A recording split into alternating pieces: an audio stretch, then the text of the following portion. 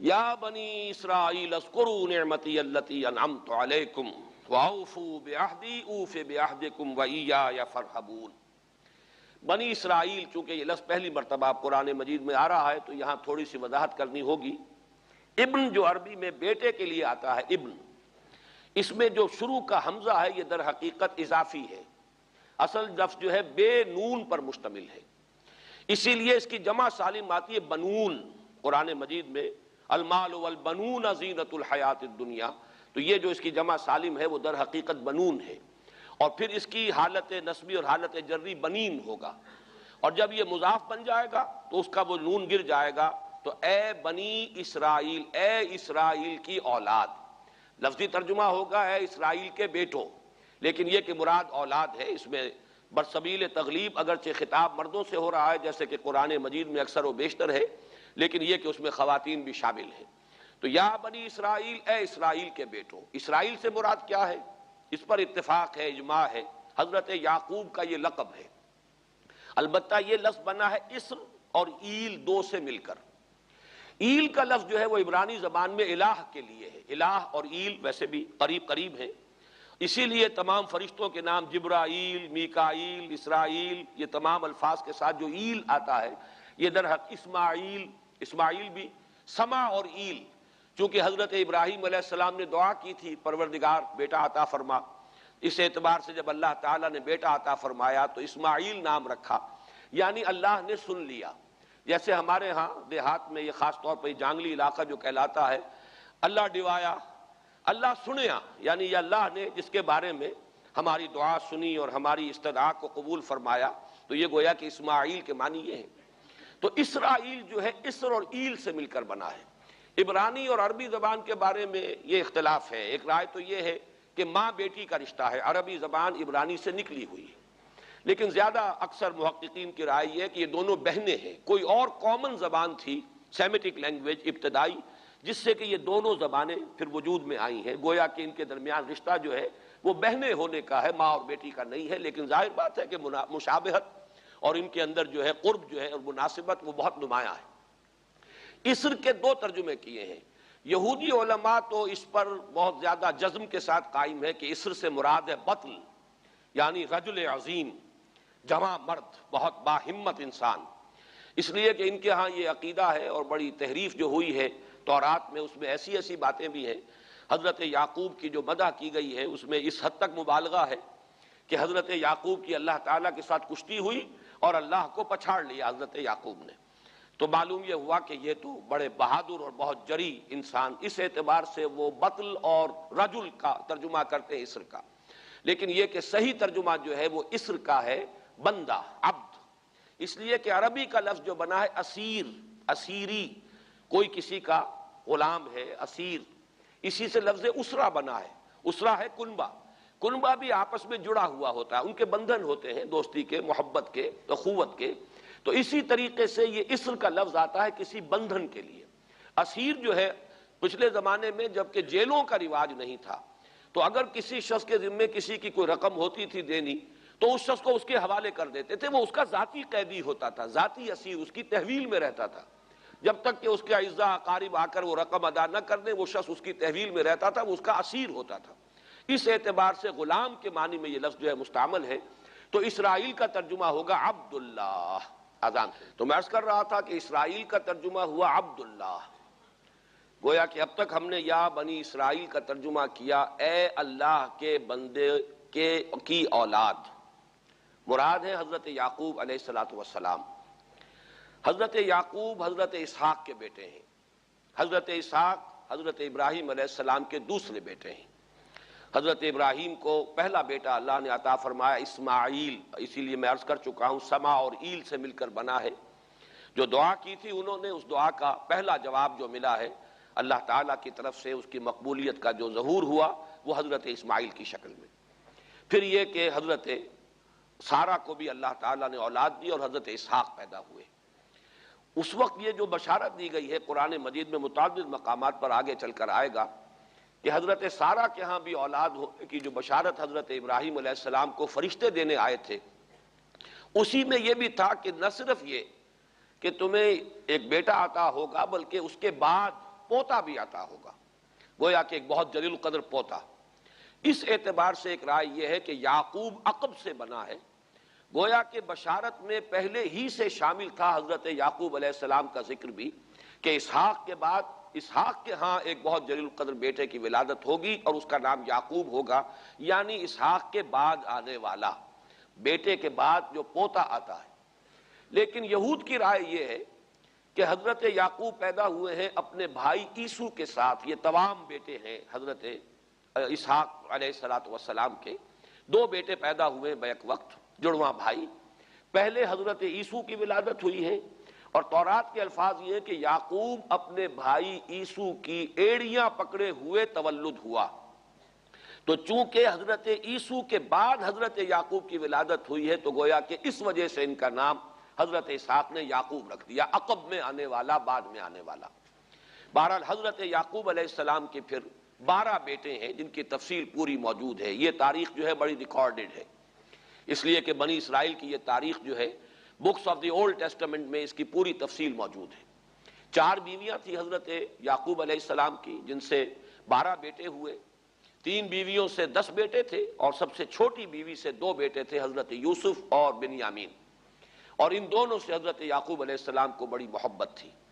حضرت یوسف سے چونکہ یہ تاریخ شروع ہوتی ہے اس اعتبار سے کہ انہیں ان کے بھائیوں نے کنویں میں ڈالا، پھر اللہ تعالیٰ نے وہاں سے ان کے نکلنے کا سامان کیا، پھر مصر پہنچایا، پھر مختلف مراحل سے گزار کر انہیں وہاں ایک بہت اونچی پوزیشن تک پہنچایا۔ تو حضرت یوسف علیہ السلام سے اس اعتبار سے ان کی تاریخ شروع ہوتی ہے۔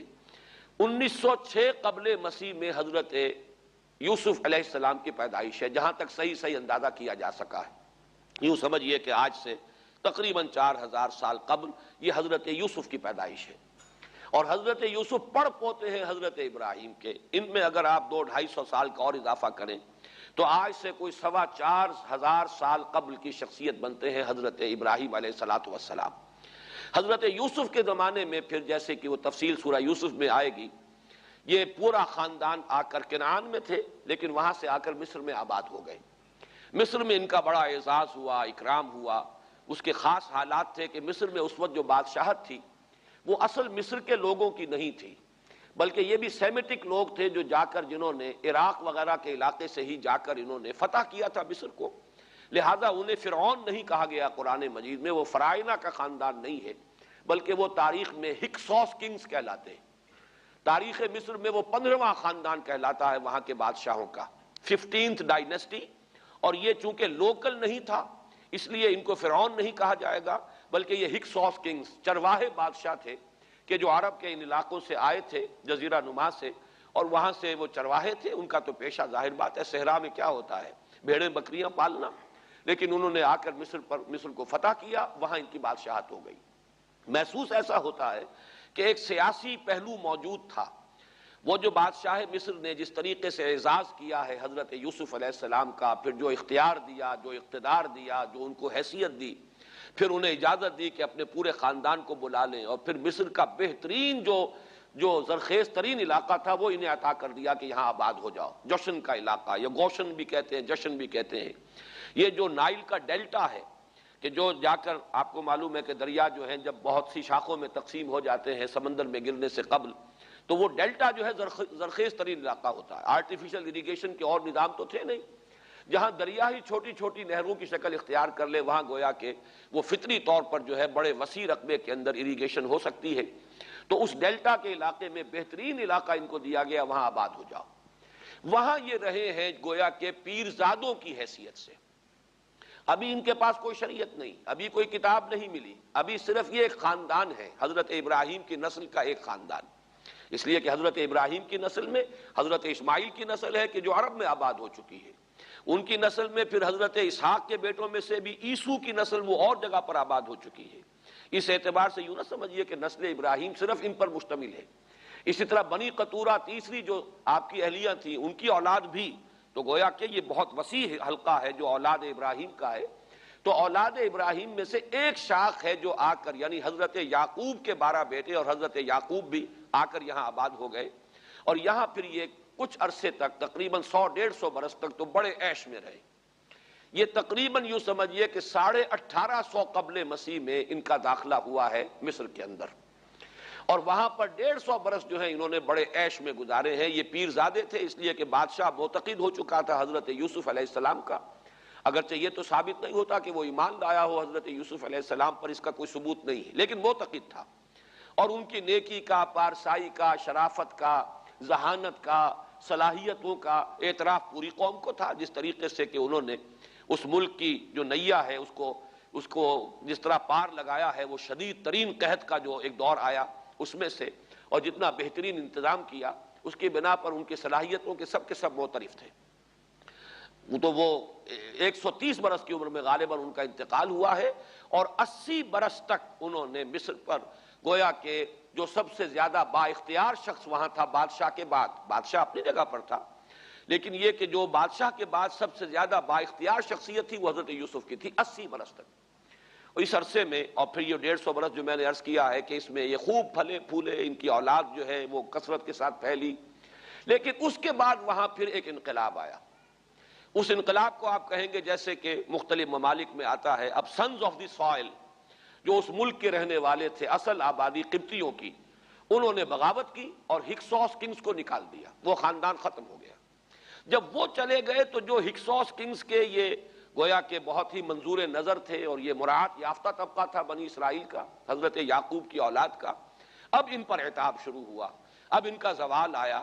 تو یوں سمجھیے کہ تقریباً 400 برس اس کے بعد ان کے بڑی ہی شدت کے اور بڑی سخت غلامی کے، رفتہ رفتہ اس میں شدت پیدا ہوتی گئی ہے، لیکن یہ ہے کہ یہ 400 برس اس لیے کہ پھر 1300 قبل مسیح میں 550 برس بعد پھر ان کا ایکسوڈس ہوا ہے مصر سے، جب حضرت موسیٰ علیہ السلام کو اللہ تعالیٰ نے مبعوث فرمایا، پھر حضرت موسیٰ علیہ السلام ان کی نجات کا ذریعہ بنے، اور پھر مصر سے لے کر وہ انہیں نکلے ہیں، معجزانہ انداز میں ہی سمندر کو پھاڑ کر ان کے لیے اللہ نے راستہ بنایا ہے، قدم قدم پر معجزوں سے ان کی تائید کی ہے، کھانے پینے کے لیے صحرائے تیہ میں کچھ نہیں تھا تو من و سلوہ دیا ہے، پانی پینے کے لیے نہیں تھا تو ایک ضرب سے چٹان میں سے 12 چشمے جو ہے اللہ تعالیٰ نے بہا دیے کہ 12 قبیلے ہیں آپس میں لڑے نہ، کہیں پانی پینے پلانے پہ جھگڑا اور کہیں گھوڑا آگے بڑھانے پہ جھگڑا، قبائلی زندگی میں یہ بڑا سینسٹیو ایشو ہوتا ہے، لہذا قد علم کل اناس مشربہم، ہر قبیلے کے لیے ایک گھاٹ معین ہو گیا، تمہارا چشمہ یہ ہے، تمہارا چشمہ یہ ہے،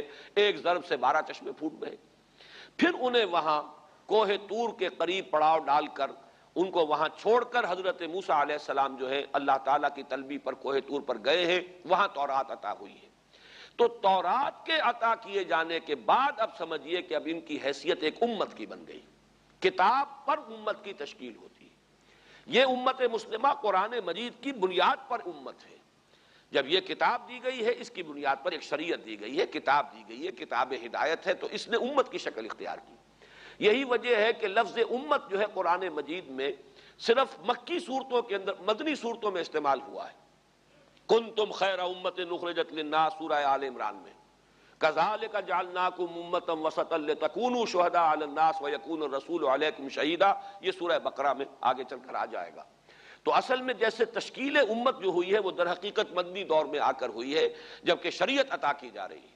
اسی طریقے سے یہ ایک خاندان تھا، حضرت ابراہیم کی نسل کی ایک شاخ، اس نے امت کی حیثیت اختیار کی ہے، جبکہ صحرائے تیہ میں جب ان کا قیام تھا اور اس صحرائے سینا میں، اور وہاں پر پھر حضرت موسیٰ علیہ السلام کو تورات دی گئی اور شریعت دی گئی، تب سے یہ امت ہے، اور یہ ہے 1300 قبل مسیح۔ 610 عیسوی میں، اب سمجھیے 1300 وہ جمع کیجئے، 610 یہ جمع کیجئے، 1910 برس بعد پھر حضور صلی اللہ علیہ وسلم پر قرآن مجید کی وحی کا آغاز ہوا، اور 622 میں حضور نے ہجرت فرمائی، اور اس کے بھی کوئی 2 سال یا 1 سال کے بعد جو ہے یہ آیات نازل ہو رہی ہیں جو ہم اس وقت پڑھ رہے ہیں۔ تو یہ سارا جو ہے تاریخی پس منظر ذہن میں رکھیے کہ یہ تقریباً 2000 برس کی تاریخ جو ہے ان کی بحیثیت امت، ویسے تو ان کی تاریخ اگر شروع کریں گے بنی اسرائیل تو حضرت یعقوب سے شروع ہونی چاہیے، اور وہ اس سے زیادہ ہو جائے گی طویل، لیکن در حقیقت امت کی حیثیت سے ان کی تاریخ 2000 برس کی شمار ہوگی کہ 1300 قبل مسیح میں جب ہجرت کی ہے حضرت موسیٰ علیہ السلام نے اپنی قوم کو لے کر مصر سے، اور جب صحرائے سینا میں آئے ہیں، سینائی پیننسولا میں، اور پھر کتاب ملی ہے، تورات عطا کی گئی، شریعت عطا کی گئی، تب سے اس کا امت کی حیثیت سے آغاز ہوا۔ ایک بات اور نوٹ کر لیجئے، ان کو امت مسلمہ کیوں نہیں کہا گیا؟ اس کے لیے اس کا ایک سبب ہے۔ در حقیقت امت مسلمہ کا لفظ یا خیر امت یا امت کا لفظ جو ہے اس موجودہ امت کے لیے اس لیے استعمال کیا گیا ہے کہ یہ امت کسی ایک نسل پر مشتمل نہیں ہے۔ یہ امیین اس کے نیوکلیس ہے، لیکن یہ کہ ہر نسل کے لوگ اس میں آ کر شامل ہوئے ہیں، ہر قوم جو ہے اس میں آ گئی ہے، اس لیے اس کا نام جو ہے وہ صفاتی ہے، امت مسلمہ۔ لیکن چونکہ یہ سابقہ امت مسلمہ ایک ہی نسل پر مشتمل ہے، حضور صلی اللہ علیہ وسلم سے پہلے کسی نبی اور کسی رسول کی بعثت اس کی قوم سے باہر نہیں ہوئی ہے، کسی ایک خاص قوم کی طرف بعثت ہوئی ہے، کسی خاص علاقے کی طرف بعثت ہوئی ہے۔ بعثت عمومی الی کافۃ الناس یہ صرف محمد الرسول اللہ صلی اللہ علیہ وسلم کی امتیازی شان ہے۔ وما ارسلناک الا کافۃ للناس بشیرا ونذیرا۔ اس اعتبار سے ان کا جو ہے اس میں علم گویا کہ بنی اسرائیل ہی ہے کہ جو برقرار رہا ہے، اے اسرائیل کی اولاد۔ اگرچہ میں اس موضوع پہ تقریریں کر چکا ہوں، لیکن آج پھر اس گفتگو کے حوالے سے بات چیزیں تازہ کرتا ہوں۔ اس وقت عالمی سطح پر یہودی جمع عیسائی بریکٹ میں کر لیجیے، اور امریکہ جمع یورپ یہ بریکٹ میں کر لیجیے، ان کا اندر معاملہ کیا ہے؟ اصل جو ہے اس میں پیچھے مائنڈ ہے، ماسٹر مائنڈ، سازشی ذہن، وہ یہود کا ہے۔ باقی عیسائی اعلی کار بن گئے ہیں۔ جو 100% اعلی کار ہے یہود کا وہ پروٹیسٹنٹس ہیں۔ پروٹیسٹنٹزم یہود ہی نے پیدا کرایا تھا، یہود ہی نے یورپ کے اندر سود کا رواج شروع کروایا، ورنہ سود حرام تھا وہاں پر بھی، یوزری بھی اور کمرشل انٹرسٹ بھی، دونوں حرام تھے، یہ یہودیوں نے کروایا۔ اور پھر پہلا بینک بنوایا ہے انگلستان کے اندر، بینک آف انگلینڈ، اور جو پوپ کے خلاف بغاوت کرائی تو پہلی بغاوت ہوئی انگلستان کے اندر، جو چرچ آف انگلینڈ علیحدہ ہو گیا پوپ سے، اور اسی کو یہودیوں نے قرار دیا یہ ہمارا ماڈرن اسرائیل ہے، یہ اسرائیل ہمیں دیا ہے گاڈ نے، یہ جو ہے برطانیہ۔ اس کے کچھ عرصے کے بعد یہی جو ہے ایکسوڈس ہوا ہے، اور وہ امریکہ میں جا کے آباد ہوئے۔ لہذا امریکہ کو بھی جیوز نے کہا ہے دس از اندر اسرائیل، یہ ہے ہمارے اصل اسرائیل، ماڈرن اسرائیل یہ ہے۔ اس لیے کہ جو انہیں وہاں پر اقتدار حاصل ہوا ہے، جو قوت حاصل ہوئی ہے، جس قدر دولت انہوں نے وہاں جمع کی ہے، وہاں کے جس طریقے سے جکڑ لیا ہے حکومتوں کو، فرنگ کی رگے جہاں پنجے یہود میں ہے۔ ٹھیک 100 سال پہلے علامہ اقبال یہ مشاہدہ کر کے آ گئے تھے یورپ میں، اور کون دیکھنے والا تھا کہ وہاں کیا ہو رہا ہے، بیہائنڈ دی سین کیا ہے، سامنے کیا ہے، پردے کے پیچھے کیا ہے۔ فرنگ کی رگے جہاں پنجے یہود میں۔ اس وقت فرنگ کا امام تھا برطانیہ، یہ وہ سلطنت تھی جس پر سورج کبھی غروب نہیں ہوتا تھا۔ آج وہ فرنگ کا امام امریکہ ہے۔ یہ برطانیہ تو اب وہ جو ایک نظم ہے کہ بچپن میں پڑھی تھی، London bridge is going down going down going down, اس کی مثال ہے۔ برطانیہ کی تو کوئی حیثیت ہی نہیں، ورلڈ پاور کی حیثیت نہیں ہے، وہ تو چھوٹا بھائی اس نے بنا رکھا امریکہ نے اپنا، تو اس حیثیت سے جو ہے اس کی کوئی حیثیت ہے، ورنہ کوئی اور حیثیت نہیں۔ بہرحال ان دونوں میں یہ ہے کہ پیچھے ماسٹر مائنڈ، سازشی ذہن، پلاننگ، سکیم ساری یہودیوں کی۔ اعلی کار امریکہ سب سے بڑھ کر، اس کے بعد برطانیہ ہے، اور اس میں اصل پروٹیسٹنٹس، ان میں بیپٹسٹ، ان میں اس سے بھی آگے بڑھ کر ایونجلسٹ، جن کو کہتے ہیں بورن اگین کرسچنس، جن کو کہتے ہیں نیو کنزرویٹو کرسچنس، یہ تمام اصطلاحات آپ اخبارات میں پڑھتے ہوں گے، ان کو گروپ کر لیجیے۔ یہ اصل اعلی کار، ان کو ایک نیا نام دیا گیا ہے کرسچین زائنسٹ۔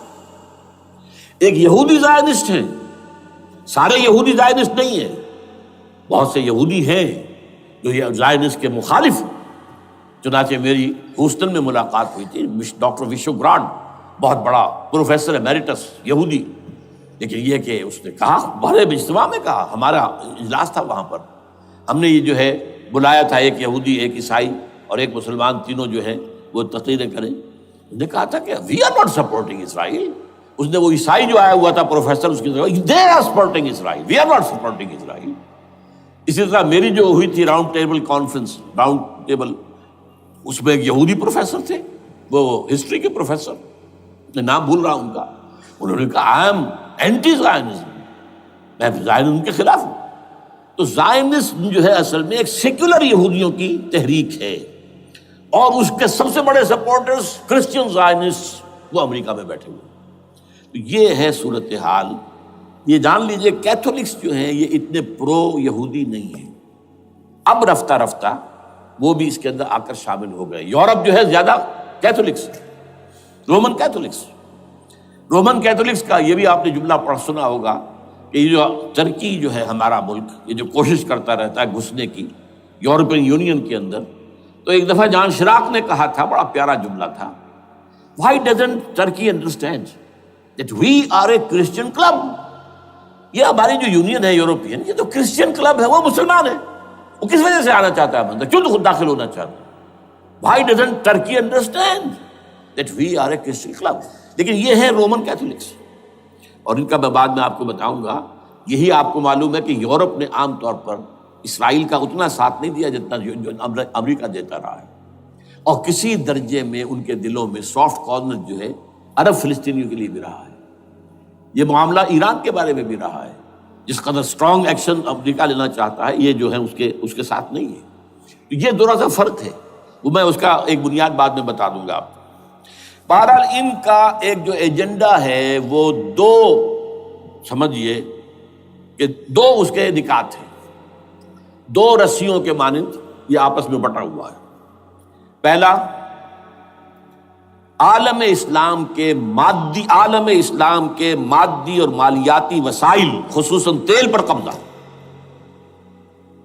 یہ ان کا دنیاوی اعتبار سے، دولت کے اعتبار سے، وسائل کے اعتبار سے اس وقت کا ایجنڈا ہے۔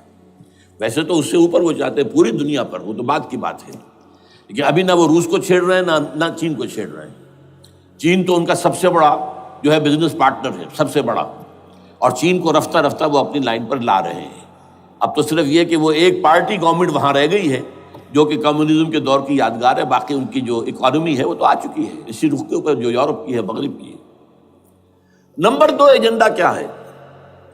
دنیا میں کہیں بھی اسلام کے بحیثیت ایک نظام زندگی ظاہر ہونے کا کوئی موقع نہیں دینا۔ We have to nip the evil in the bud at any cost۔ یہ ان کے ایجنڈے کا دوسرا بڑا ہے۔ یہ دو ہے انٹرٹوائنڈ، جیسے آپ لڑیوں کو بٹ دے کر رسی بناتے ہیں، ایسے یہ دو لڑیے ہیں۔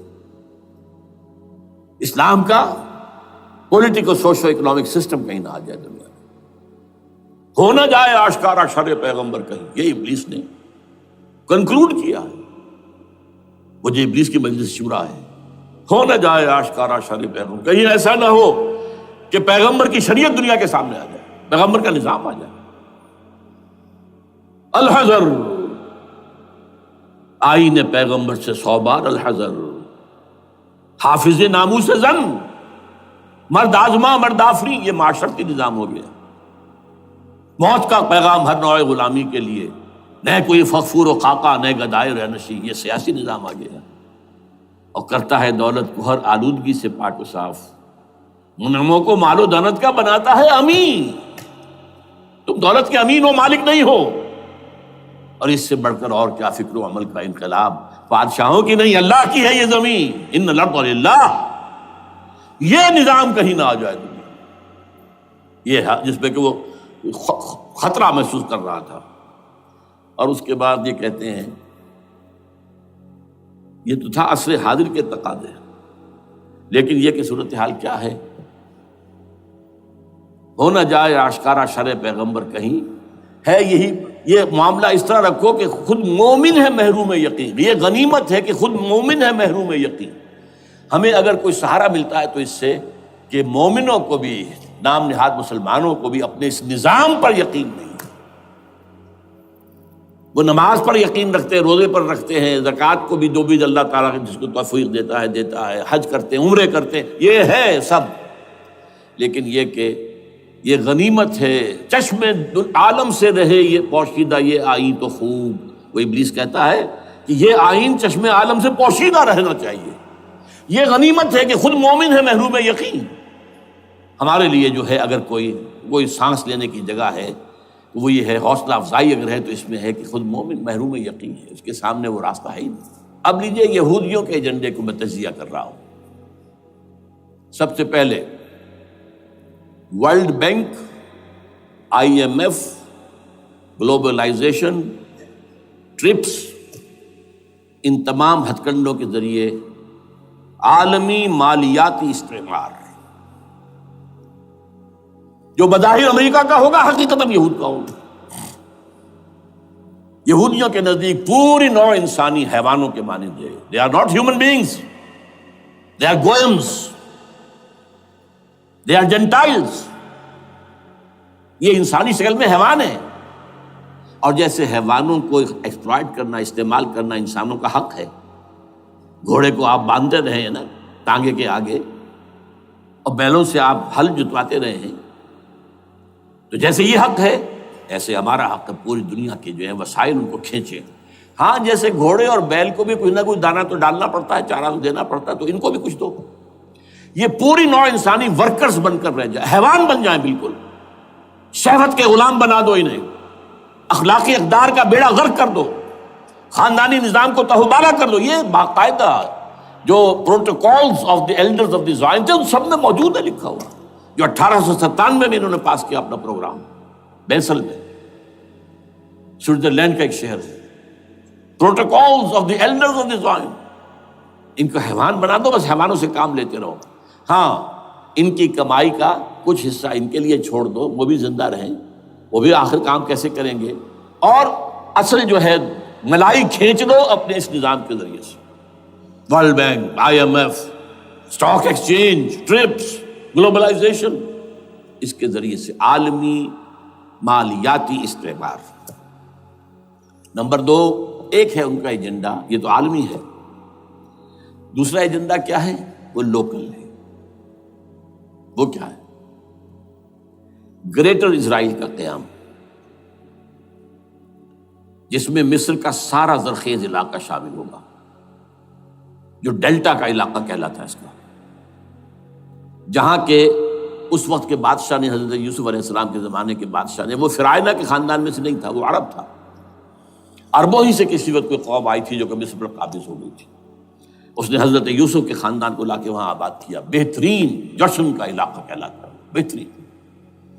وہ کہتے ہیں ہمارا ہے، ہم رہے وہاں پر کئی 100 برس تک رہے، عراق ہمارا ہے، وہاں ہمیں قید میں رکھا گیا، نبوکدنضر دے گیا تھا۔ عرب کا شمالی حصہ جو ہمارا ہے، وہاں خیبر میں یہودی قلعے تھے، اور وہاں مدینے کے اندر جو ہے 3 قبیلے یہودی تھے جنہیں محمد نے صلی اللہ علیہ وسلم نے وہاں سے نکال باہر کیا تھا۔ یہ جارڈن یہ ترکی کا بھی کچھ حصہ ہمارا ہے، باقی پورا لبنان اور پورا فلسطین، یہ سب اس کے اوپر بنے گا ایک greater Israel. This is there local agenda, اور اس کے لیے ضروری ہے ایک بہت بڑی جنگ، ایسے آسانی سے نہیں ہو جائے گا۔ آرمگیڈون، جس کو حضور نے فرمایا الملحمۃ العظمیٰ، الملحمۃ الکبریٰ، بہت بڑی جنگ، جس کی خوفناکی اور تباہ ناکی کا اندازہ اس سے کیجئے، حضور فرماتے ہیں کہ اگر ایک باپ کے 100 بیٹے یا ایک دادا کے 100 پوتے ہوں گے تو ان میں سے 99 ختم ہو جائیں گے، ایک بچے گا۔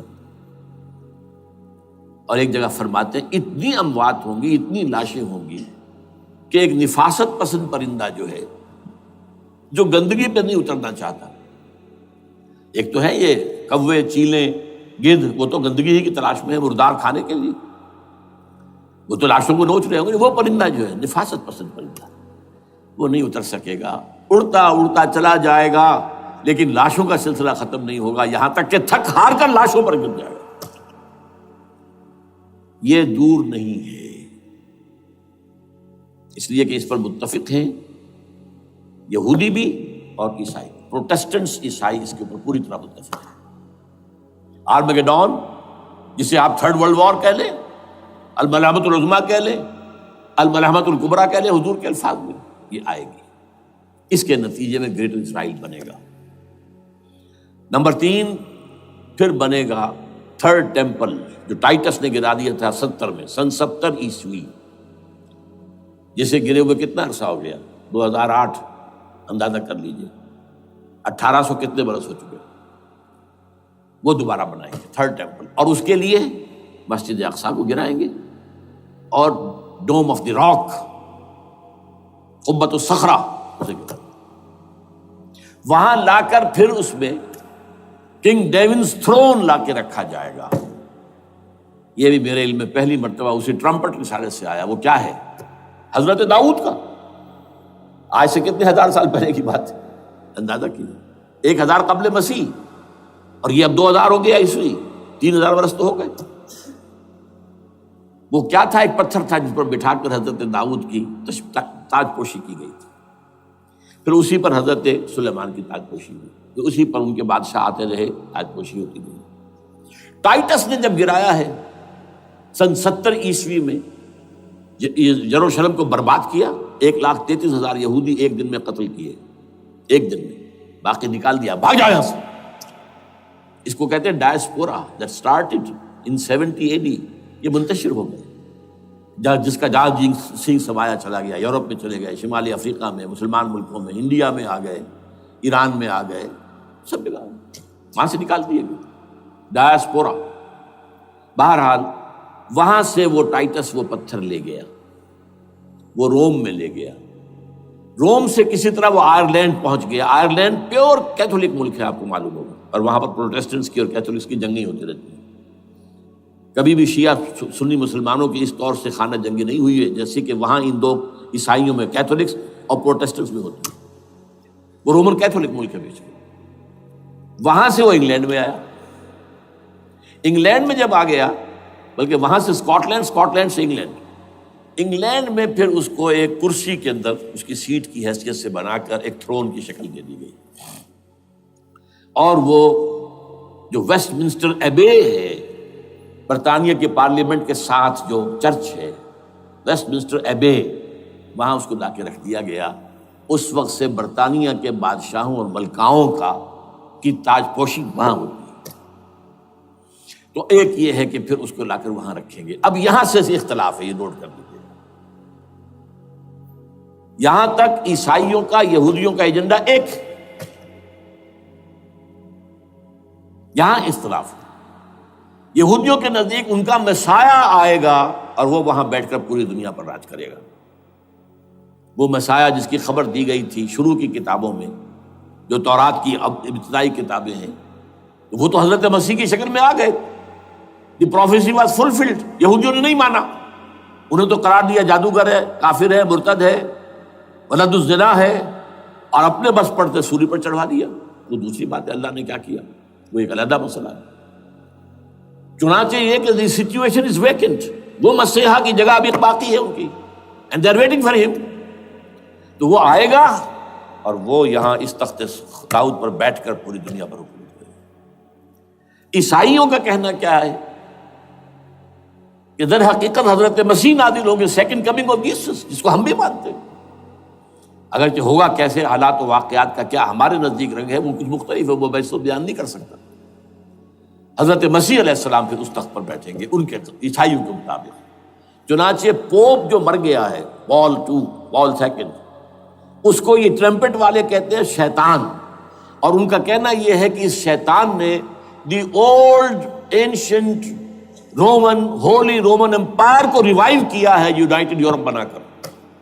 اور ان کا مقصد کیا ہے کہ یہ فلسطین میں ایک رومن کیتھولک حکومت قائم کرنا چاہتے ہیں۔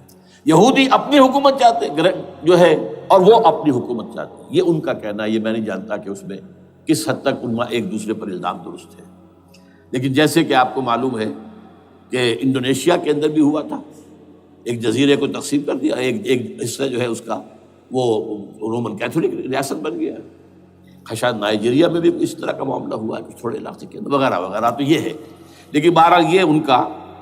عیسائیوں کا معاملہ کیا ہے؟ میں نے جیسا کہ بتایا کہ یہ تو اس ایجنڈے کے اندر متفق ہے، اور عیسائی بھی ورلڈ ڈومینیشن، مالیاتی جو ہے استعمار، اس کے لیے کوشاں ہیں۔ لیکن ان کے نزدیک حضرت عیسیٰ ابن مریم آئیں گے علیہ الصلوۃ والسلام، اور وہ حکومت کریں گے۔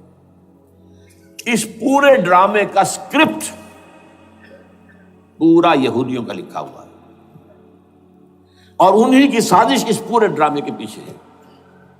البتہ بظاہر اس ڈرامے کا بڑا کیریکٹر جس سے آپ ہیرو کہیں وہ امریکہ ہے، اور اس کے تابع یورپ بھی ہے. یہ ہے عالمی سطح پر معاملہ اس وقت. ویسے میری 2 کتابیں جو ہیں اس پر کتابچے ہیں. 4 سال پہلے میں نے اسی مقام پر 2 تقریریں کی تھی. ایک موجودہ عالمی حالات اور اسلام کا مستقبل.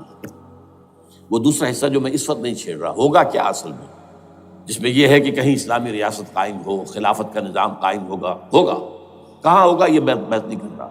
حضرت مہدی کا ظہور ہوگا، وہ آئیں گے عرب کے اندر. پھر یہ ہے کہ وہ جو گریٹر اسرائیل کے خلاف جہاد ہوگا، اور اللہ کرے گا کہ رفتہ رفتہ یہ ممالک جو ان سے لے لیے جائیں گے، یہاں تک کہ بالآخر ایک یہودی اعلان کر دے گا میں ہوں مسیح، جس کو کہ عیسائی بھی کہتے ہیں اینٹی کرائسٹ، اور یہ کہتے ہیں یہ بیپٹسٹ بھی کہ اینٹی کرائسٹ جو ہے وہ یہودی ہوگا. جبکہ کچھ عرصے پہلے بہت بڑا پروپیگنڈا ہوا تھا کہ اینٹی کرائسٹ جو ہے، دجال جو ہے وہ تو مسلمان ہوگا. نہیں، لیکن وہ کہتے ہیں کہ ہوگا یہودی ہوگا. اور پھر اس یہودی کو قتل کریں گے حضرت مسیح، دی ریئل مسیح، اصل مسیح جو اٹھا لیے گئے درمیان میں، وہ آئیں گے اور ان کے ہاتھوں دجال بھی قتل ہوگا، اور پھر مسلمانوں کے ہاتھوں ایک ایک یہودی ختم ہوگا. پھر ایک عالمی اسلامی ریاست قائم ہوگی حضرت مسیح کے ہاتھوں، اور وہاں پر حضرت مسیح، ایک حدیث میں آتا ہے 40 برس تک پوری دنیا پر حکومت کرے گی. بہرحال یہ دوسرا پکچر ہے جو ہمارے سامنے، میں اس وقت کی تفصیل میں نہیں جا رہا. جو ان کے سامنے پکچر ہے وہ میں نے آپ کو بیان کر دیا. اب اس میں تجزیہ کیجئے افغانستان پر حملے کا اصل سبب، جو میں نے 2 بتایا نا، 2 لڑیاں ہیں ان کے ایجنڈے کی. ایک اسلام کہیں ظاہر نہ ہو جائے، اسلام کا نظام ظاہر نہ ہو جائے، اور ایک مسلمانوں کے مالیاتی، خاص طور پر تیل کے وسائل پر قبضہ. اب افغانستان میں کیا ہوا ہے، یہ سارا معاملہ تھا اسلام کا راستہ روکنے کے لیے، کہ یہاں تو اسلام ایک شکل دکھا رہا ہے اپنی، اور اگر انہیں موقع مل گیا تو یہ تو ایک ایسی ویلفیئر اسٹیٹ قائم کر دیں گے. زکوٰۃ کا نظام قائم ہو جائے گا تو اعلیٰ ترین ویلفیئر اسٹیٹ قائم ہو جائے گی. اور اگر یہاں پر جو ہے یہ ساری سزائیں نافذ ہو گئی، معاشرہ کرائم فری ہو جائے گا، لوگوں میں محبت ہوگی، مساوات ہوگی، اور یہ کہ عام لوگوں کے لیے ویلفیئر ہوگا. اور یہ سامنے نظام آ گیا تو پھر ہمارا یہ نظام کیپٹلزم یہ کہاں رہے گا؟ اس کو تو منہ چھپانے کی جگہ نہیں ملے گی. لہذا افغانستان پر حملے کا اصل موٹیو یہ ہے. البتہ یہ ساتھ ہی یہ بھی تھا کہ افغانستان کے راستے سے سینٹرل ایشین سٹیٹس جو ہیں ان سے پائپ لائنیں لا کر، اور وہ پھر کہیں گوادر کے آس پاس سمندر تک لائے جائے، تاکہ ہم وہاں کے جو ہے ڈرین کر سکیں جو تیل اور گیس کے ذخائر ہیں سینٹرل ایشین سٹیٹس کے اندر، جو مسلمان سٹیٹس ہیں. تو اس کے لیے راستہ جو ہے وہ لینا چاہتے تھے افغانستان سے. اب وہ جہاں تک افغانستان کا تعلق ہو تو ان کے قبضے میں ہے، جب چاہیں کر لیں. اب پاکستان کا معاملہ جو تھا وہ جیسا کہ میں نے کہا کہ اس کا راستہ وہ رک گیا، جبکہ انہیں واپس جانا پڑ گیا. لیکن انہوں نے افغانستان میں کوشش کی. طالبان کے زمانے میں یونیکول جو ہے ان کی سب سے بڑی جو ہے کمپنی ہے، اس نے مذاکرات کیے. وہ دیکھ کر حیران رہ گئے کہ یہ ان پڑھ، یہ ملے ملاٹے جو ہیں یہ تو بڑے ٹف بارگینر ہیں. اس طریقے سے پاؤں جما کر طالبان نے جو ان کے ساتھ مذاکرات کیے ہیں اور ان سے اپنی شرطیں پیش کی ہیں کہ وہ گھبرا کر بھاگ گئے. یہ صورتحال بھی تھی افغانستان پر قبضہ کرنے میں. لیکن یہ ہے کہ اصل کیا تھا کہ وہ اسلام کی کوئی شکل دنیا کے سامنے نہ آنے پائے، جو ان کا میجر ہے. اسی لیے پورا عالم کفر جمع ہے. امریکہ، یورپ، روس، چین، سب جمع ہے. بھارت تو ہے ہی ہے، یہ سب جمع ہے. آپ نے یاد ہو گیا جب لال مسجد کا حادثہ ہوا ہے اور ہمارا یہ بدبخت اور بدمعاش انسان، اس نے صرف خود جان بوجھ کر اسے بڑھایا، ایک پھنسی کو پھوڑا بنایا، اس میں پھر شگاف دیا اور شاباش لی ہے. امریکہ سے شاباش آ گئی، نیٹو سے شاباش آ گئی، رشیا سے شاباش آ گئی، چائنا سے شاباش آ گئی. وہ چونکہ محسوس کر رہا تھا کہ اندرون ملک تو میری اب کشتی ڈگمگا رہی ہے، ڈاواڈول ہے. I have to have more support from outside. اور for that I have to do it. کہ دیکھو میرے عین قلب میں پاکستان کے یہ پھوڑا نکل آیا تھا، یہ بنیاد پرستی کا اور یہ شدت پسندی کا اور یہ تنگ نظری کا اور یہ فلاں کا، یہ دہشت گردی کا، اور میں نے دیکھو کیسے اس میں چیرا دیا ہے، کتنے لوگوں کو ختم کر دیا ہے. اچھا اس میں یہ بھی ذہن میں رکھیے کہ افغانستان کے بارے میں یہودیوں کے علم میں ہے کہ حضور کی حدیثیں کیا ہے. حضور کی حدیث ہے یخرج من خراسان رایات سود. خراسان کے علاقے سے کالے جھنڈے لے کر فوجیں چلیں گی. لا یردھا شیء، کوئی طاقت ان کو رخ نہیں موڑ سکے گی. حتیٰ تنصب بیلیا، یہاں تک کہ وہ آ کے بیت المقدس میں جھنڈے گاڑ دیے جائیں. دے نو اٹ، یہ جان لیجیے یہ لوگ پڑھے لکھے لوگ ہیں. میں آپ کو ایک واقعہ سناتا ہوں. جب 1967 میں یہودیوں کو فتح ہوئی بہت بڑی، اور پورا یروشلم اب ان کے قبضے میں آ گیا، ایسٹ یروشلم جو کہ ابھی جارڈن کے قبضے میں تھا. تو جب موشے دایان تھا وہ کانا، وہ داخل ہوا فاتح کی حیثیت سے، تو اس کے ساتھ ایک ربائی تھا بہت بڑا، چیف ربائی یہودیوں کا بہت بڑا عالم، اور وہ رو پڑا. تھا تو فتح کا وقت، خوشی کا، رویا. So this is the beginning of the end, یہ الفاظ آئے اخبارات کے اندر. گویا کہ اب یہ آخری ڈرامہ جو ہے شروع ہو گیا ہے. وہ آخری ڈرامہ انہیں معلوم ہے ان کی تباہی پر ختم ہونا ہے. اس میں حضرت مسیح کے نزول کے بعد یہ ٹرمپٹ والا بھی لکھتا ہے کہ 80% یہودی قتل ہو جائیں گے. اور میں سمجھتا ہوں کہ 20% اگر صحیح ہے اس کی بات، تو وہ ہوں گے جو اب حضرت مسیح پر ایمان لے آئیں گے. باقی 80% اپنے اس کفر پر اڑے رہیں گے اور قتل ہوں گے. اسی طرح حضور کی ایک حدیث ہے کہ جب یہودیوں کا قتل عام ہو رہا ہوگا، اگر مسلمان قتل کریں گے، تو اگر کسی درخت کے پیچھے یہودی چھپا ہوگا تو درخت پکارے گا، اے مسلمان، ہاں عبداللہ آؤ ادھر، یہ میرے پیچھے یہودی چھپا ہوا، قتل کرو اسے. کسی پتھر کے پیچھے چھپے گا تو پتھر بولے گا، سوائے ایک درخت غرقد کے، کہ غرقد یہودیوں کا درخت ہے، وہ پناہ دے گا. اور آج اسرائیل میں سب سے بڑی پلانٹیشن غرقد کی ہے. They know it. اسی لیے افغانستان، خراسان، یہ افغانستان کا ہارٹ ہے افغانستان. اور یہ بھی جان لیجئے ہمارا جو مالاکنڈ سے اوپر کا علاقہ ہے یہ بھی خراسان کا حصہ ہے، اولڈ خراسان، جیسے گریٹر خراسان کہا جاتا ہے ہسٹری میں. ایک میں نے ایرانی سے پوچھا تھا اس کے بارے میں، تو اس نے کہا خراسان ہمارا ایک صوبہ ہے. میں نے کہا وہ تو مجھے معلوم ہے، جس کا دارالخلافہ مشہد ہے اور یہ ان کا مقدس شہر ہے، وہ تو اسے مکے کی طرح سمجھتے ہیں. بہرحال میں نے کہا میں پوچھ رہا ہوں پرانا خراسان بزرگ. تو خراسان بزرگ کا انہوں نے بتایا پورا افغانستان اس میں شامل. اور پھر یہ اسٹیٹس جو ہیں سینٹرل ایشین اسٹیٹس، اور ایران کا ایک حصہ اور پاکستان کا ایک حصہ، یہ جو مالاکنڈ کہلاتا ہے. اور یہ بڑی معنی خیز بات ہے کہ وہیں مالاکنڈ سے تحریک چلی ہے جو اصل تحریک ہے طالبان پاکستان، وہ سوات سے چلی ہے. بہرحال اس وجہ سے، اس پہلو سے یہ جو ہے افغانستان پر حملے کا سب سے بڑا سبب وہ تھا. دوسرا جو تھا وہ یہ کہ ان کو جو پائپ لائن لے کے آنی تھی اس کے لیے، لیکن وہ ظاہر بات ہے کہ اس میں جو ہے جو طالبان نے وہ ان کی چکمے میں نہیں آئے. اس پر ایک کتاب ہے کہ جو انگریزی میں ہے عابد اللہ جان کی، Afghanistan the genesis of the last crusade. Afghanistan سے آخری صلیبی جنگ کا سلسلہ شروع ہو رہا ہے. بہت جو ہے چشم کشا ہے، معلومات افزا ہے، انگریزی میں ہے. اچھا عراق میں معاملہ برعکس تھا. عراق میں تیل کا معاملہ بھی تھا تو صرف امریکہ کا تھا. جو یورپ ہے وہ زیادہ تر کیسپین کے ایریا کے تیل کی طرف نگاہیں رکھتا ہے. یہ جو ہے یہ اصل میں سارا جو ہے یہ امریکہ کا معاملہ. اور دوسری طرف یہ کہ یہاں کو مذہبی سلسلہ نہیں تھا، حالانکہ تھا، وہ یہودیوں کا تھا. وہ کیا تھا؟ Extension, first step towards the establishment of greater Israel. یہ بات اچھی طرح سمجھ لیجیے. یہاں پہ تیل کا معاملہ بھی میں نے کہا تھا نا، دو لڑیاں ہیں جو چل رہی ہیں. تیل کا معاملہ یہاں خاص طور پر عراق کے اندر زیادہ، افغانستان میں بہت کم. لیکن یہ کہ یہاں پر بھی جو اصل ہے بیہائنڈ دی سین، جو اصل چیز کیا ہے کہ گریٹر اسرائیل کے قیام کی طرف پہلا قدم. میں یاد دلاتا ہوں آپ کو کہ فرسٹ گلف وار ہوئی تھی جس میں عراق کا بھرکس نکال دیا گیا تھا. اس کے اختتام پر کہا تھا شوارز کرافٹ، جو ان کا کمانڈر ان چیف تھا الائڈ فورسز کا، اس نے صاف کہا تھا، مجھے آج تک ایک ایک لفظ یاد ہے، we fought this war for the protection of Israel.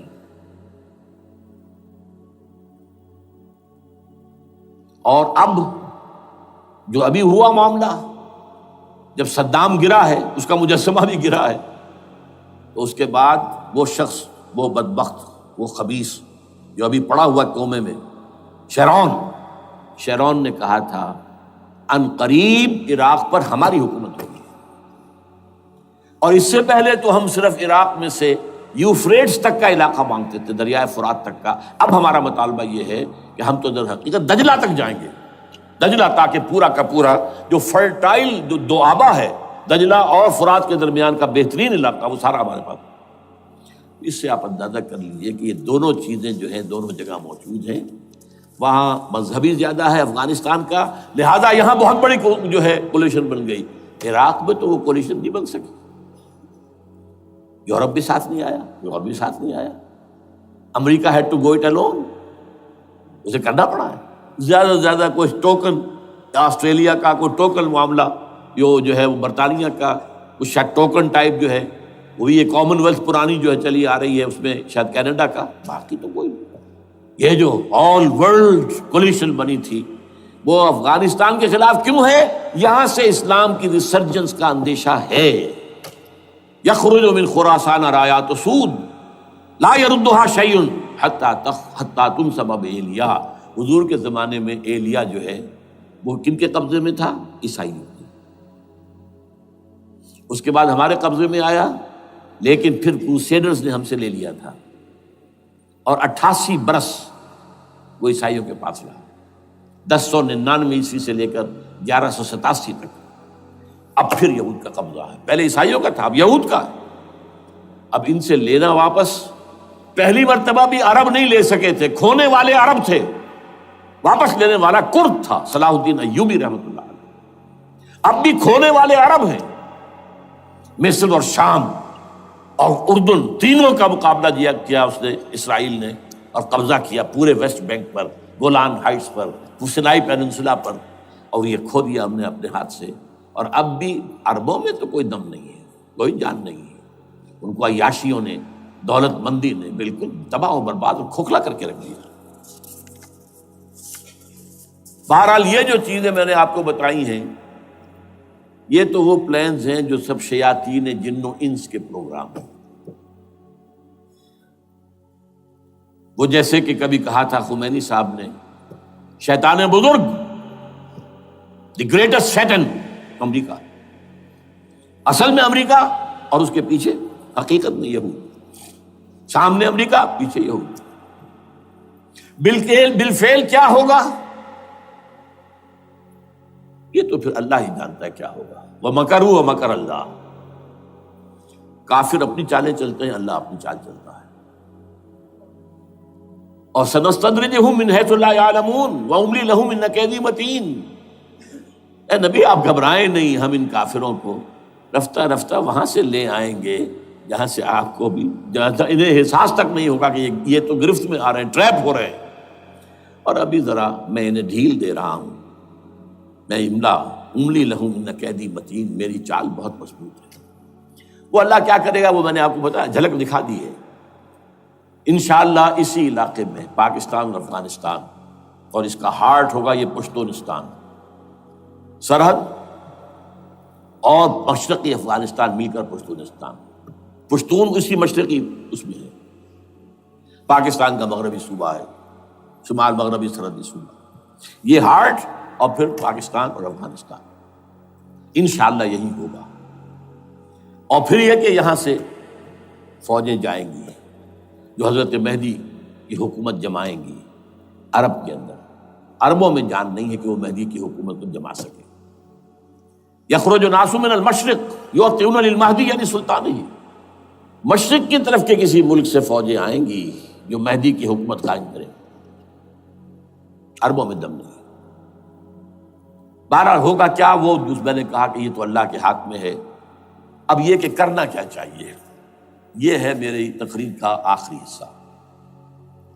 دیکھیے ذوالفقار مرزا نے جو کچھ کہا اور سید قائم علی شاہ نے، میں خوشائند سمجھتا ہوں کہ طالبانائزیشن اور ہے، اسلامائزیشن اور ہے، ٹھیک ہے، تیری آواز مکے اور مدینے.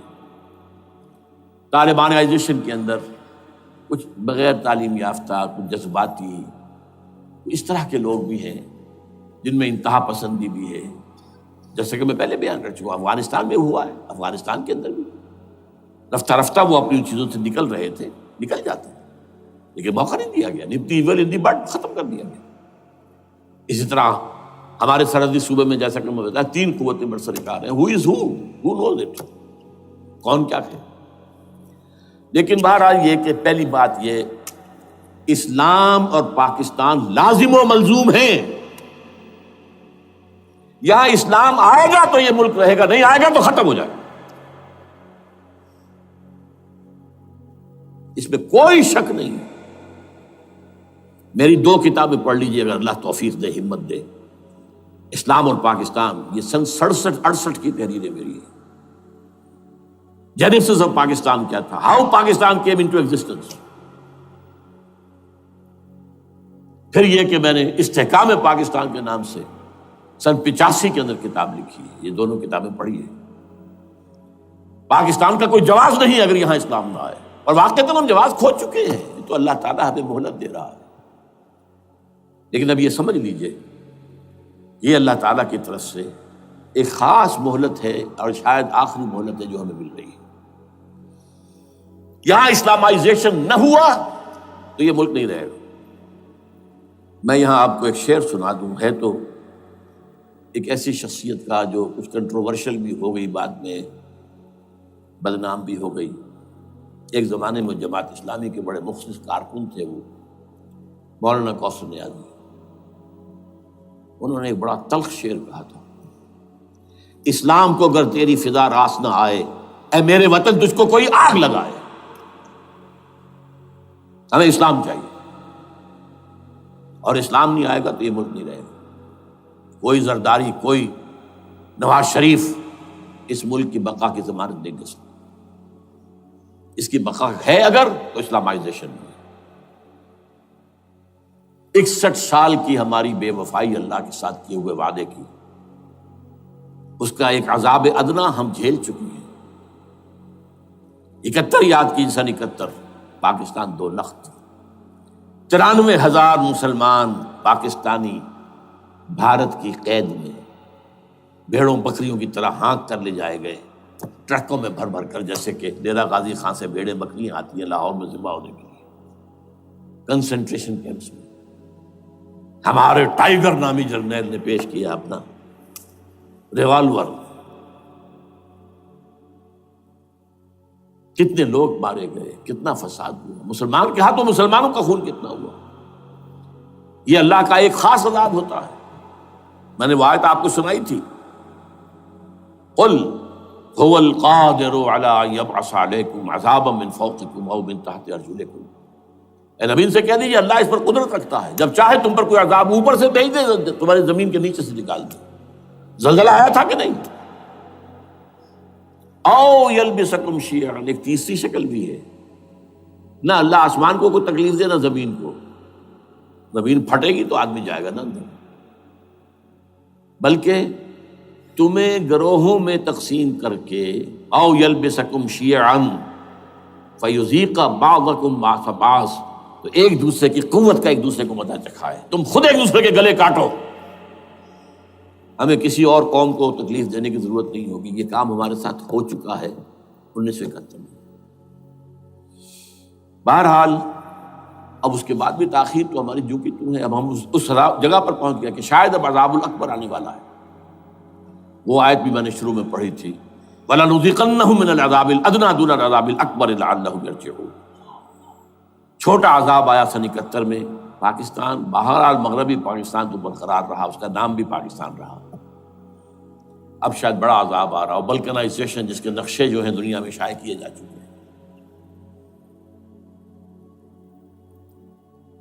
اور اس اسلامائزیشن کے لیے جو میں کہہ رہا ہوں کہ اس کے بغیر یہاں پاکستان نہیں رہے گا، اس کے لیے اس کی جو دستوری، تدریجی، قانونی، پرامن اگر راستہ اختیار نہ کیا گیا تو ملیٹنسی بڑھے گی.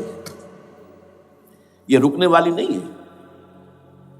یہ جو اوپر کا جو علاقہ ہے، ایک ٹرائنگل ہے جس کا نقشہ کھینچا ہے ایک بہت بڑے مصری ادیب اور مورخ نے، شکیب ارسلان ان کا نام تھا.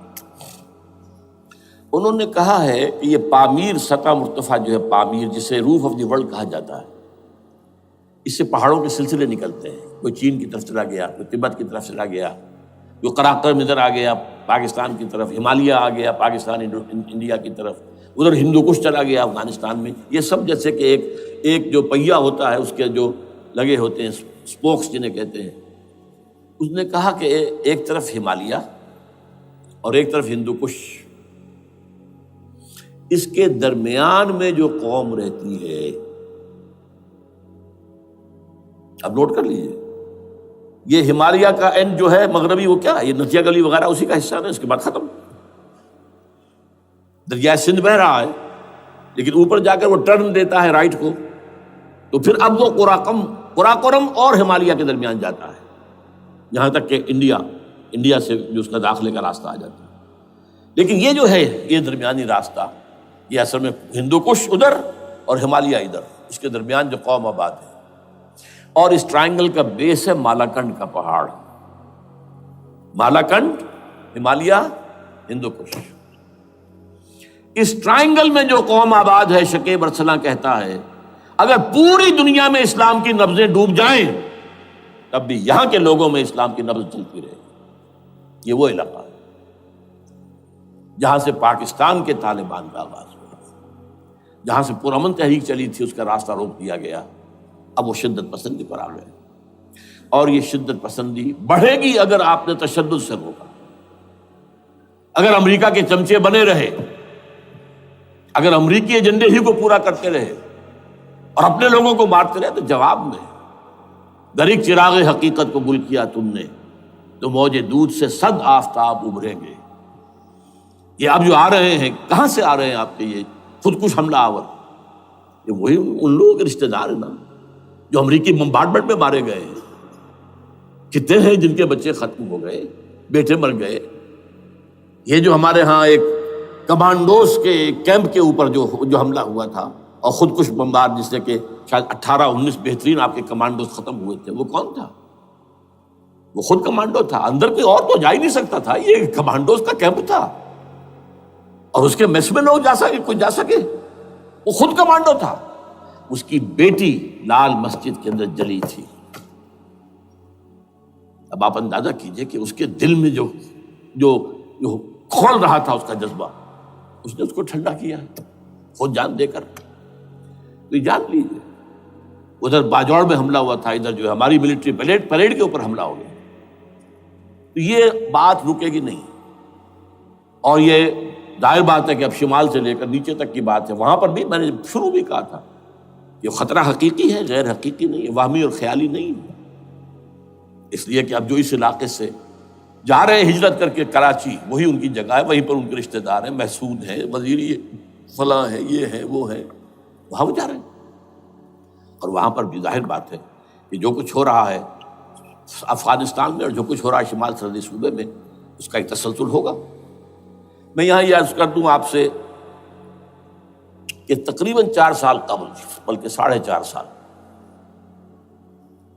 میں انتہائی مایوسی کو پہنچ چکا تھا کہ پاکستان کا وجود باقی نہیں رہے گا. میں نے یہی تقریر کی ہے 29 فروری سن 2004 کو اسی جگہ. پاکستان جواز کھو چکا. یہ اسلام کے نام پر تھا. ویئر از اسلام؟ جو اسلام یہاں وہ تو بھارت میں بھی ہے، وہ تو امریکہ میں بھی ہے. وہ کہاں ہے اسلام کا سیاسی نظام، اسلام کا تعزیراتی نظام، اسلام کا کرمنل لا، اسلام کا سول لا، اسلام کے فیملی لاز کہاں بنائے تھے اس شخص نے جو فیلڈ مارشل بنا تھا، خود ساختہ، جو اس نے قوانین بنائے تھے. تمام علماء نے کہا تھا، تمام مکتبہ فکر کہ غلط ہے. تحریک کوئی نہیں اٹھائی، یہ ان کی غلطی تھی، کوتاہی تھی. جمہوریت کی تحریک میں شامل ہو گئے، اس پر کوئی تحریک نہیں چلائی. بہرحال وہ نظام کہاں ہے؟ وہ نظام تو قائم نہیں کیا. اس حوالے سے یہ اپنا جواز کھو چکا ہے. نو ریشنل ریزون دیت جسے کہتے ہیں فرینچ کے اندر، ریزون دیت کسی چیز کی ریزن ریشنل آف ایگزسٹنس. اس کے بعد یہ ہے کہ پچھلے سال سے کچھ مایوسی میں کمی ہوئی. Number 1، chief justice of Pakistan Iftikhar Muhammad Chaudhry کے اندر ہمت اللہ نے دی، وہ کھڑا ہو گیا. جرنیلوں کے جمگھٹے کے اندر ایک سویلین آدمی جو ہے جس درجے کا مرعوب ہو سکتا ہے، آپ اس کا اندازہ کر لیجیے. اور اس کے بعد اسپونٹینیس موومنٹ وہ کلا ہے، انہومی شے، سوچ نہیں سکتے ہم. یہ موومنٹ جو ہے یہ کوئی اسٹریٹ ارچنز کی چلائی ہوئی نہیں ہے، یہ ہمارے ہاں کے گاموں ماجوں کی نہیں ہے، بلکہ یہ تو پڑھے لکھے لوگ، وکیل، کالے کوٹ، کالی ٹائیاں، پینٹ، یہ جو سختیاں جھیلی ہیں انہوں نے. ابھی تک وہ تحریک چل رہی ہے، اگر اس سے ظاہر بات ہے وقت گزرنے کے ساتھ ساتھ اس کی وہ تیزی اور تندی میں تو کمی آئی، اور حکومت کو موقع ملا ان کے اندر کوئی رفت پیدا کرنے کا بھی. لیکن بہرحال ان دونوں چیزوں سے میری مایوسی میں قدرے کمی ہوئی. اب دوسری بات وہ تھی 18 فروری کے الیکشن کا پرامن طور پر منعقد ہو جانا. میں یہ سمجھتا تھا کہ جو اس کے اندر دخل اندازی ہے، ریگنگ ہو گئی ہوگی. کیسے ممکن ہے پاکستان میں الیکشن ہو اور ریگنگ نہ ہو؟ پھر تحریک چلے ہی چلے، کیونکہ تحریک تو چل رہی ہے پہلے سے، صرف اس کے اوپر تیل اور ڈالنا ہے نا. اور پھر بدامنی ہوئی ہو، اور پھر دونوں طرف گدھ بیٹھے ہوئے ہیں. The NATO forces in the west, Indian forces on the east, they will march into Pakistan. اور پاکستان کے ایٹمی دانت توڑ کر Pakistan will be put at the mercy of India, Bharat. Now do whatever you like. Condoleezza Rice کا میں آپ کو بیان سنا چکا ہوں.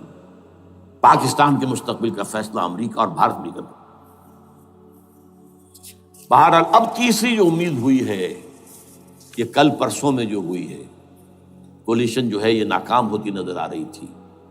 لیکن یہ کہ صدر کے مواخذے پر یا صدر کے خلاف جو ایک کارروائی ہو رہی ہے، اللہ کرے کہ وہ پوری ہو جائے، یا اس سے بھی بہتر ہے کہ وہ خود ہی استعفیٰ دے کر دفع ہو جائے. بہرحال یہ کہ اس سے بھی کچھ امید کا پہلو جو ہے پیدا ہوتا ہے. اب یہاں اسلامائزیشن کا پرامن، تدریجی اور اسلام اور دستوری اور قانونی طریقہ کیا ہے؟ وہ طریقہ کیا ہے؟ 1949 اور 50 میں جو عمل شروع ہوا تھا، جو اس کے بعد سے آج تک جو ہے ختم ہو گیا، اس کو اثر دور شروع کیا جائے. دوڑ پیچھے کی طرف اے گردش ایام کی. 49 میں کیا ہوا تھا؟ قرارداد مقاصد. وہ گویا کہ پاکستان میں نظام خلافت کی جڑ تھی جو رکھ دی گئی تھی کہ sovereignty belongs to Allah and whatever authority we have, it's a sacred امانت. یہ تو اصل میں استعمال کی جائے گی یہ قوت کتاب و سنت کے دائرے کے اندر. this is خلافہ. in essence it is خلافہ. خلافت کی بنیاد رکھ دی گئی. اس سے پہلے 48 میں سن 47 کی ایک تقریر کی وجہ سے جو غلط فہمی پیدا ہوئی تھی قائد اعظم کی 11 اگست کی، اس کا انہوں نے کراچی کی ہائی کورٹ بار ایسوسیشن میں جا کے کہہ دیا تھا. کچھ لوگ شرارت کے ساتھ یہ پروپیگنڈا کر رہے ہیں کہ پاکستان میں دستور شریعت پر مبنی نہیں ہوگا، یہ فتنہ ہے، غلط کہہ رہے ہیں. نفی کر دی تھی. اب یہ دوسری بات ہے کہ اندھوں کے اندھے جو ہیں وہ اس 11 اگست کی تقریر کو لیے پھرتے ہیں، اس کے ایک جملے کو، اور یہ اتنی کھلی بات جو کی شریعت کا لفظ. شریعت، پاکستان کا دستور جو سمجھتا ہے کہ شریعت پر نہیں مبنی ہوگا وہ غلط کہتا ہے، وہ شریر ہے، شرارت پیدا کر رہا. یہ قائد اعظم کے الفاظ. بہرحال اس کے بعد ایک عمل کیا ہوا تھا سن 50 میں، یہاں کے سیکولر عناصر نے ایک بڑا شور مچایا، کس کا اسلام لاؤ گے؟ شیعہ کا، سنی کا، دیوبندی کا، بریلوی کا، وہابی کا، کس کا اسلام؟ اللہ تعالیٰ غریق رحمت کرے ان بزرگوں کو. پاکستان کے تمام مذہبی مکاتب فکر کی ٹاپ کی قیادت جمع ہو گئی کراچی میں. شیعہ بھی، اہل حدیث بھی، بریلوی بھی، دیوبندی بھی. 31 علماء، جماعت اسلامی بھی، مولانا مودودی بھی اس میں تھے. انہوں نے 22 پرنسپلز ایگریڈ اپون، دستور بنانے کے لیے 22 پرنسپلز ہیں، حاضر بناؤ دستور. اب کوئی دلیل نہیں رہی، کوئی عذر نہیں رہا، تمام مکاتب فکر کے لوگ جمع. بعد میں ہوا کیا ہے، اس میں کس کا کتنا رول ہے، یہ بڑی درد بھری داستان ہے، میں اس وجہ کو چھیڑنا نہیں چاہتا. حاصل کیا ہے، وہاں سے ہمارا پروسیس ڈیریل ہوا، کچھ اپنوں کے کیے، کچھ بیرونی دباؤ کے تحت. قرارداد مقاصد کی سزا دی گئی لیاقت علی خان کو، تم نے پاس کرائی ہے. اسے ایسے قتل کیا گیا کہ سراغ تک نہیں ملا کہ کس نے قتل کیا. یہ ایسے تو نہیں ہوتا، اس میں پیچھے بڑے بڑے کریکٹرز، بڑے بڑے کردار. اب اس کے بعد وہ عمل کیسے شروع ہو؟ ضیاء الحق نے جو ایک ادارہ قائم کیا تھا فیڈرل شریعت کورٹ، اصولی اعتبار سے بہترین قدم تھا. وہ کیا تھا؟ یہ شریعت کورٹ ہے، اس میں کوئی شخص لائے پیٹیشن کہ پاکستان کا فلاں قانون جو ہے میں ثابت کرتا ہوں کتاب و سنت کے منافی ہے، یا کورٹ سو موٹے لے لے کسی بھی معاملے کو، ایگزسٹنگ جو قوانین ہیں ان کا جائزہ لے کہ اس میں یہ پورا قانون یا اس کی یہ شق جو ہے یہ خلاف شریعت ہے، اس پر آرگومنٹ ہو، دونوں طرف کے دلائل ہوں، علماء بھی آئیں، وکلاء بھی آئیں، بحث کریں. شریعت کورٹ کا تو میدان ہوتا کھلا.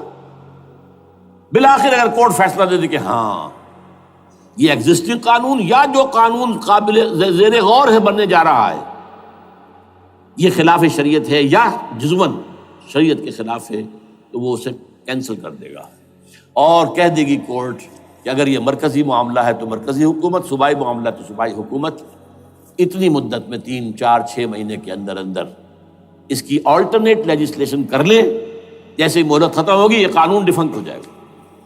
اصولی اعتبار سے اس سے زیادہ صحیح اسکیم کوئی نہیں سوچ سکتا، آج بھی میں قائل ہوں. لیکن یہ بدبختی تھی اس شخص کی، ضیاء الحق کی، اس کو بالکل غیر مؤثر کر دیا. 2 ہتھکڑیاں پہنا دی، 2 بیڑیاں پہنا دی. کانسٹیٹیوشن آف پاکستان آپ کے دائرۂ کار سے خارج ہے، یہ سیکریٹ کاؤ ہے، ہاتھ نہ لگانا. جو جوڈیشل پروسیجرل لاز ہیں، ضابطۂ دیوانی، ضابطۂ فوجداری، یہ بھی تمہارے دائرے سے خارج ہے. مالی معاملات 10 سال تک خارج، اور فیملی لاز مستقل خارج. انا للہ و انا الیہ راجعون. اب کرنے کا کام کیا ہے؟ نمبر 1، فیڈرل شریعت کورٹ کے دائرے پر جو تحدیدات ہیں، لیمیٹیشن سے ختم کی جائیں یکسر. نمبر 2، اس کا سٹیٹس کم سے کم ہائی کورٹ کے درجے کا ہونا چاہیے. نمبر 3، اس میں جید علماء کو لا کر بٹھایا جائے، ان کی میجورٹی ہونی چاہیے. وکلاء بھی ہوں، جدید تعلیم کے، جدید قانون کے جاننے والے، لیکن علماء بھی ہوں. اگر آپ جید علماء کو لے آئیں گے تو پھر وہ جو عام مولوی ہے بیچارہ، وہ جو پوری طرح نیم خواندہ ہے یا نیم تعلیم یافتہ ہے، یا ہمارا عام آدمی ہے جو طالبان کے انداز کے اندر وہ شدت پسندی پر آ گیا ہے، اسے یہ اندازہ نہیں ہے کہ دین میں اہمیت کس شے کی اول ہے، پھر دوسری کون سی، ثانوی شے کون سی ہے. اب اس کے بجائے علماء، جدید علماء، تمام جو ہے مسالک کے علماء اس میں شامل کیے جائیں. اس کے فیصلوں پر نظر ثانی کا کھلا موقع ہونا چاہیے. ایک دفعہ عدالت فیصلہ کر دے، نظر ثانی کا موقع ہونا چاہیے. اور کسی شہری کی طرف سے پیٹیشن آئے یا سو موٹو، وہ جائزہ لے اور ایک ایک کر کے قوانین جو ہے غلط ختم. ان کی جگہ پر لیجسلیشن پارلیمنٹ ہی کرے گی یا صوبائی اسمبلی کرے گی. کورٹ کا کام لیجسلیشن نہیں ہے. وہ یہ کہہ سکتا ہے کہ یہ بھائی یہ معاملہ جو ہے شریعت سے تجاوز کر گیا ہے، یا فلاں جو قانون تم بنانے چلے اس کی یہ شق جو ہے شریعت کے خلاف ہے، بس فیصلہ یہ دے گی. ظاہر بات ہے لیجسلیشن اس کا کام نہیں، لیجسلیشن جو کرے گی آپ کی نیشنل اسمبلی کرے گی، آپ کی صوبائی اسمبلی کرے گی. لیکن وہ اس کا متبادل قانون لے آئیں اور پہلا قانون ختم ہو جائے گا. اچھا، اس عرصے کے دوران جو کونسل آف اسلامک آئیڈیالوجی پر ارب روپیہ خرچ ہوا ہے، اس کی رپورٹوں کے انبار لگ گئے ہیں، کسی ایک سفارش کو بھی آج تک پارلیمنٹ میں پیش نہیں کیا گیا. اور اس میں جید علماء رہے ہیں اور تمام مکاتب فکر کے علماء رہے ہیں. ان کی رپورٹوں کو رفتہ رفتہ پارلیمنٹ کے سامنے لایا جائے اور ان کے ذریعے سے نئی قانون سازی کی جائے۔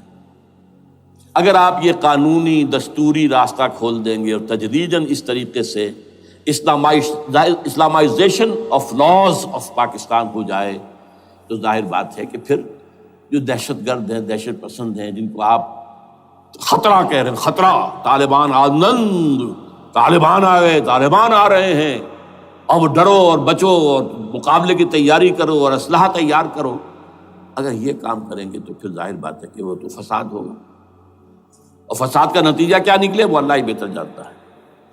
لیکن یہ پروسیس جو میں نے بیان کیا ہے، اگر اس پر عمل ہو جائے تو یہ وہ پروسیس ہے جسے جنرل حمید گل نے کہا تھا کہ اگر ایسا ہو جائے تو یہ سافٹ ریولوشن ہوگا، بغیر تشدد کے، بغیر کسی اور کے۔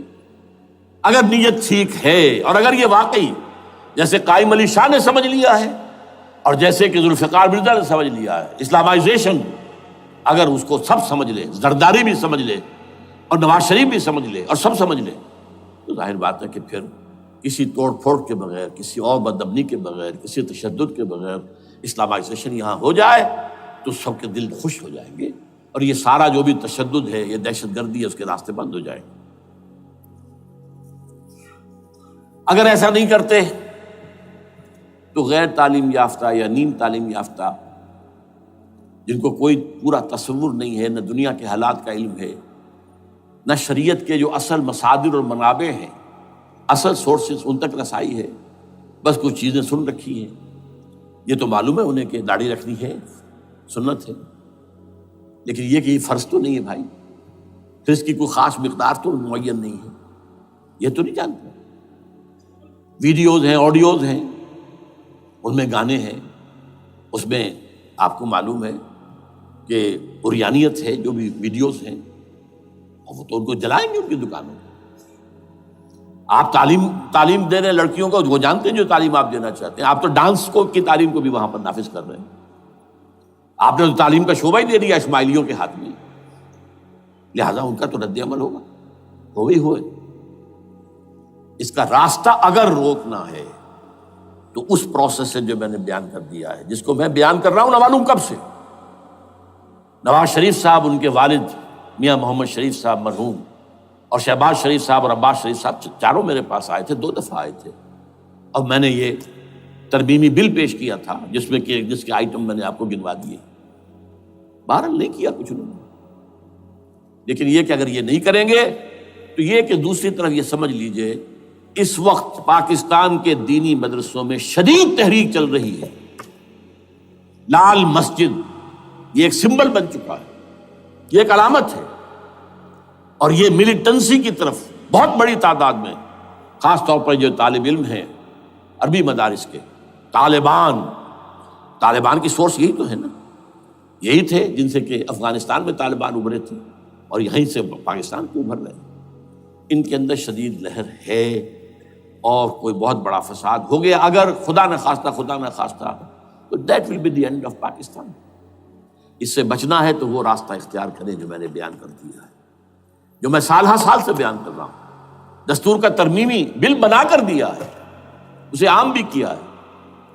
البتہ اس عرصے میں ظاہر بات ہے کہ ہم کیا کریں گے، ہمارا کوئی پروگرام کسی ملیٹنسی کی طرف جانے کا نہیں ہے، ہم اسے مفید نہیں سمجھتے بلکہ مضر سمجھتے، یہ کاؤنٹر پروڈکٹیو ہے۔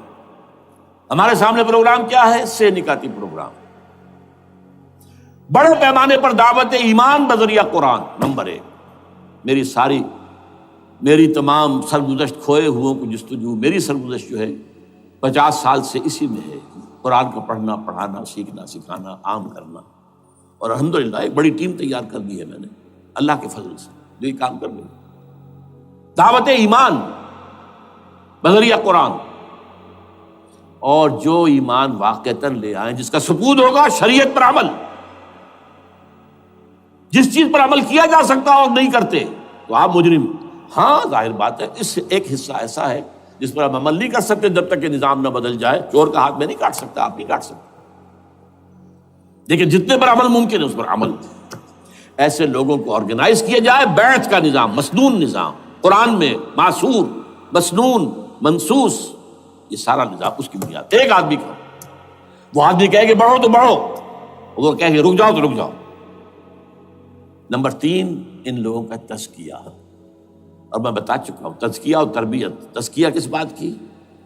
کوئی امنگ، کوئی ولولہ، کوئی مقصد، کوئی تمنا دل میں نہ رہے سوائے اللہ کی رضا کی۔ حکومت مطلوب نہ ہو، اقتدار مطلوب نہ ہو، مال و دولت مطلوب نہ ہو، اللہ کی رضا اور آخرت کی فلاح۔ ہر تمنا دل سے رخصت ہو گئی۔ حضرت مجذوب کا مصرع، اب تو آ جا، اب تو خلوت ہو گئی، اے اللہ تو آ جا میرے دل میں، میرے دل سے ہر تمنا نکل چکی ہے، خلوت ہے۔ اور تربیت کس کی؟ کہ تیاری ہو جائے اس بات کی کہ تن من دھن سب لگا دیں گے، جان بھی دے دیں گے جب موقع آئے۔ چوتھا کیا؟ کہ جب تک یہ تعداد کافی نہ ہو، یہ نہیں ہے کہ 150 آدمی لے کر کسی ایک جگہ پر کسی لال مسجد کو ہم مرکز بنا کر بیٹھ جائیں، نعرہ لگا دیں، ملک گیر جماعت، اور وہ بھی معتدل تعداد پہ، وہ جب تک نہیں ہوتی تو ہم یہی 3 کام کریں گے، یہی 3 کام کریں گے۔ دعوت ایمان بذریعہ قرآن، تنظیم بذریعہ بیعت، مسنون بیعت، تزکیہ اور تربیت کرتے رہیں گے۔ بانشہ درویشی در ساز دمادم زن، دمادم زن، دمادم، یہی کام کرتے رہو، کرتے رہو، کرتے رہو۔ نو ملیٹنسی، نو الیکشنز۔ لیکن جب تعداد کافی ہو گئی تو ایک منظم اور پرامن مطالباتی اور احتجاجی تحریک، توڑ پھوڑ نہیں، گھراؤ جلاؤ نہیں، جیسے گاندھی نے شروع کی تھی، نمک بناؤ تحریک، سول ڈس اوبیڈینس، لیکن کسی نے کوئی توڑ پھوڑ نہیں کی تھی۔ اپنے سر ان کے پھوٹے ہیں، بڑے سے بڑے لیڈروں کے، مولانا ابوالکلام آزاد اور پنڈت جواہر لال نہرو کے سر پھٹے ہیں، ہزارہ لوگ جیلوں میں گئے ہیں، انہوں نے کسی کو کچھ نہیں کہا۔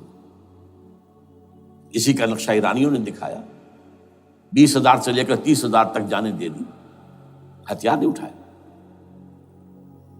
اس لیے کہ ہتھیار بھی استعمال کرو گے تو اوپر جو حکومتیں ہیں ان کے پاس تو بے تحاشا فوج ہے، ان کے پاس ٹینک ہے، ان کے پاس ہوائی جہاز ہیں، ہیلی کاپٹرز ہیں، گن سے بھرے ہیلی کاپٹرز ہیں، کیا کیا نہیں ہے۔ پرامن منظم مطالباتی اور احتجاجی تحریک۔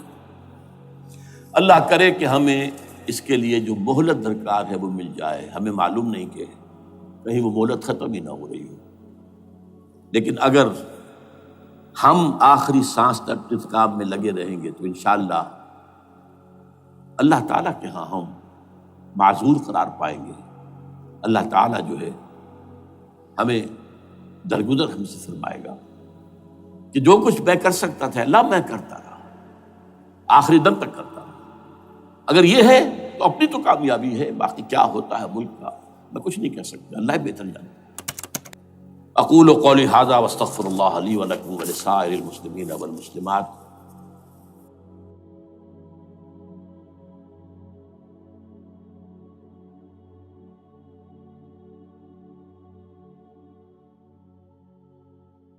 چنگا لگدا ہے علی والا، سونا لگدا ہے علی والا، سونا لگدا ہے علی والا، چنگا لگدا ہے علی والا، علی والا والا علی والا، چنگا لگدا ہے علی والا، سونا لگدا ہے علی والا۔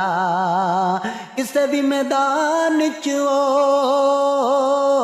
کسے بھی میدان چو، سن لے سن لے سن لے، نہیں بھجدا علی والا، نہیں بھجدا علی والا۔